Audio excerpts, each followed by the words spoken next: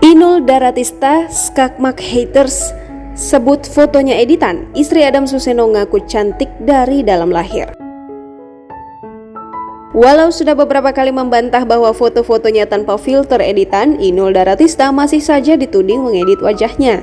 Tudingan itu tak membuat Inul jera, justru istri Adam Suseno ini kian tegas membuktikan kalau ia memang memiliki paras yang cantik tanpa perlu editan.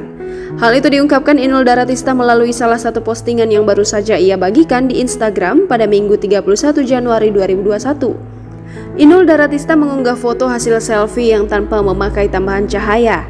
Inul meminta haters untuk menzoom wajahnya dan membuktikan bahwa itu bukan editan.